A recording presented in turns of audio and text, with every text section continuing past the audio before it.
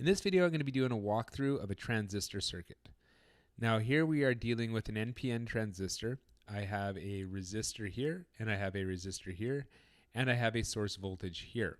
I also have my transistor. I have a base, I have an emitter, and I have a collector. And we're going to see how all these parts play together to make this circuit work.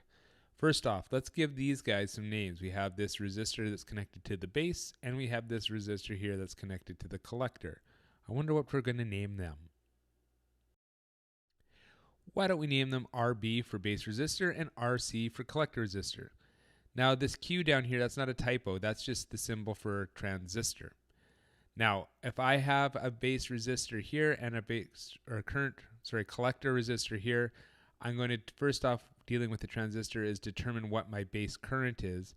In order for that to happen, I need to have a voltage. So let's assign a voltage. Let's go with 24 volts. I'm going to start with 24 volts. All right, now we need to figure out what the voltage is across RB. A transistor is basically like two back-to-back diodes. So what we're looking at here is a diode here that will be forward biased. And what is the volt drop across a forward biased silicon diode, you ask? It is 0.7 volts. So we will have a 0.7 volt drop from the emitter to the base always, if it's a silicon. If it's germanium, it's 0.3. Now, if we look here, we have a circuit that goes through here over to here. So if I have 24 volt source and I have a 0.7 volt drop here from the base to emitter, the rest of it must be dropped across RB, which, doing the math in my head, works out to be 23.3 volts.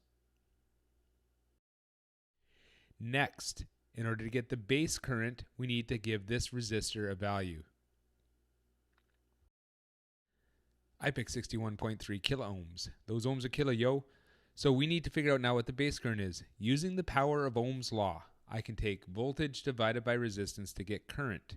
In this case, that's going to work out to be 380 microamps. They are teeny in their tininess. Now we have a base current now. And the nice thing about a transistor is you can take the base current and it can quote unquote amplify the current onto the collector. Now in this transistor, we're going to give this thing a beta or an amplification factor or gain. That's just the number we're going to use to multiply the base current to get our collector current. So let's do that. We're going to give it 100, beta of 100. Now we're going to take that 380 microamps, multiply it by 100, and we're going to get our collector current up here. Now it's not actually magically amplifying this current to that current, but in this video we're just not going to get into too much how that happens. Just suffice it to say that the current basically changes over here. So we're going to do that. 380 microamps times 100 gives us a new collector current over here of, that's right, 38 milliamps. Now that we have the current on the collector side, we're getting closer to the end. We need to figure out what the volt drop will be across the collector resistor. Well, in order for us to do that, we need to have a resistance. Because we have a current, we need to take the current times the resistance, again using Ohm's law, to figure out what the volt drop is across this resistor. So let's try that out. We are going to give it the value 500 ohms. So I've got 38 milliamps running across a 500 ohm resistor. That gives me a voltage of 19 volts. All right, so remember before I said that we had a circuit that was running this way. That's true. We also have another circuit which runs this way across it. So Kirchhoff's law still is obeyed. I've got 24 volts here. I have 19 volts here. The rest of the voltage has to be dropped somewhere. We're going to drop it like it's hot across the collector to emitter. And we call that the VCE.